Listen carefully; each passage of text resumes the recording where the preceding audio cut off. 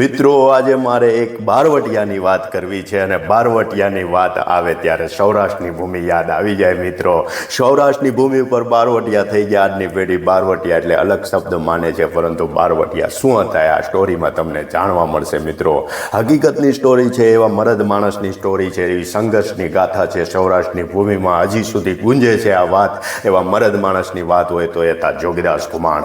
મિત્રો જોગીદાસ ખુમાણનું બારવટું એટલે કઈ રીતે બારવટે નીકળ્યા અને બારવટિયા ક્યારે બનતા હતા માણસો, એની સ્ટોરી જો સાંભળવામાં આવે તો જોગીદાસ ખુમાણને એટલે કે જોગીદાસ ખુમાણ કાઠીઓમાં આવતા હતા અને ભાવનગર વખતસિંહ રાજાનું ભાવનગર એટલે ભાવનગરનું રાજ હતું. અને જમીન માપણીમાં જમીન વહેંચણીમાં જ્યારે એમને ખટરાગ થયો, વખતસિંહજી મહારાજ ભાવનગરના અને એમની સાથે આ ખટરાગ થઈ ગયો અને ખટરાગ એવો થયો કે એમને જમીન ના આપી અને જમીન ના આપી એટલે આ જોગીદાસ ખુમાણ સાહેબ બારવટે નીકળ્યા. એમણે નક્કી કરી દીધું કે રહેશું આ ભૂમિ પર અને સામે અન્યાયની સામે લડવા આપણે તૈયાર છે, કારણ કે મરદ માણસ હોય ને હંમેશા અન્યાય સામે લડતો રહે છે અને લડતો જ રહેશે મિત્રો. આ એક સ્ટોરી આપણને કહી જાય છે, આ ઇતિહાસ છે મિત્રો.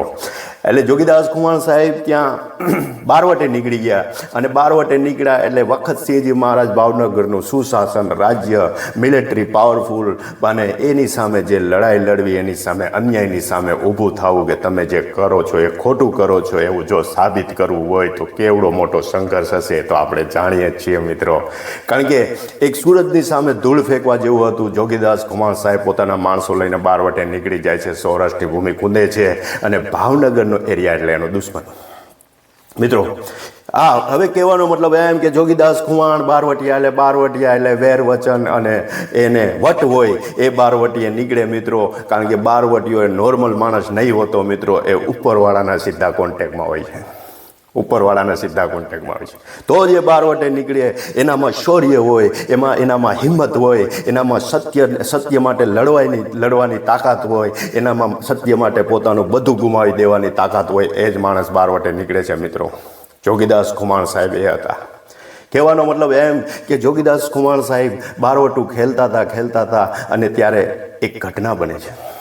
અને એવી ઘટના બને છે કે ભાવનગર એરિયાની એક દીકરી હોય છે, વેપારીની દીકરી હોય છે, એ સોના ચાંદીના ઘરેણા પહેરીને નીકળેલી હોય છે અને જોગીદાસ ખુમાણ સાહેબના માણસો એને જોઈ જાય છે અને એને આંતરે છે, રોકે છે, રોકાઈ જાય. તે જે પહેરેલું છે બધું ઉતારી દે. એના માણસો એવું કહે છે, ખુમાણ સાહેબને ખબર પડે છે કે કંઈક ચાલે છે એટલે ખુમાણ સાહેબ ત્યાં જાય છે અને જોઈ છે તો એ દીકરી પાસે ઘરેણા પહેરેલા હતા. ખુમાણ સાહેબ ઊભા રહી જાય છે સામે સાઈડમાં અને જોઈ છે કે છોકરી છે અને છોકરીને જોઈને એમ કહે છે કે બેટા ક્યાં જવું છે તારે? તો કે હું આ અહીંની છું, ભાવનગર એરિયાની છું ને અહીંયા મારે જવું છે. ખુમાણ સાહેબ એમ કહે છે કે બેટા આ ઘરેણા તો અમારે તને અડાય જ નહીં. બીજા માણસોને એને ના પાડી દે છે કે આ છોકરીને તમે કઈ રીતે રોકી, ખખડાવે છે એના માણસોને અને એમ કહે છે કે બેટા આ ઘરેણા સિવાય બીજા ઘરેણા આ પછેડીમાં પડ્યા છે, અમે ભેગા કરેલા છે અને આ તવંગરોનો જ માલ છે, તું લઈ લે. એના કરિયાવરમાં એની પાસે જે પછેડીમાં ઘરેણા હતા એ આપી દે છે. આવા હતા ખુમાણ સાહેબ મિત્રો. કહેવાનો મતલબ એમ કે એમાં રહેમદિલી હોય, એમાં દાન કરવાની ભાવના હોય અને સર્વસ્વ લૂંટાવાની ભાવના હોય ને એ જ બારવટીઓ કહેવાય મિત્રો.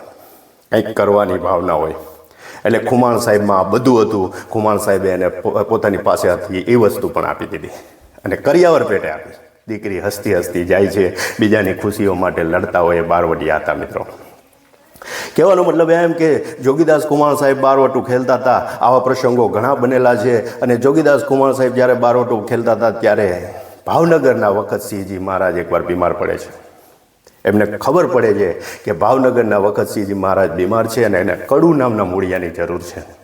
ખુમાણ સાહેબ જે ડુંગરાઓમાં રહેતા હતા એ ડુંગરાઓમાં પુષ્કળ પ્રમાણના કડુ નામના મૂળિયા મળી રહેતા હતા અને કડુ નામના મૂળિયા હોદવા હોય તો ભાવનગરની આર્મી ત્યાં ન જઈ શકે, એની સેના ન જઈ શકે. ખુમાણ સાહેબ હતા બરાબર ને, કારણ કે પાળિયા પૂજાય, પાળિયા બોલે એ સૌરાષ્ટ્રની ધરતી છે મિત્રો. કહેવાનો મતલબ એમ કે શૌર્યની ગાથા હજી પણ ગાય છે એ ધરતી અને હજી આ સ્ટોરીઓ આપણા બધામાં ગુંજે છે. એટલે હું તમારી સમક્ષ લઈને આવ્યો છું મિત્રો. કડુ નામનું જે મૂળિયું હતું ને એ મૂળિયું ખુમાણ સાહેબે પોતે જાતે કાઢ્યું, પોટલી બાંધી અને એક માણસને મોકલો કે જાઓ ભાવનગરના મહારાજને આપી દો. દુશ્મન હતા, એકાબીજાના લોહીના પ્યાસા હતા, ઇનામ મૂકેલું હતું ખુમાણ સાહેબ માટે.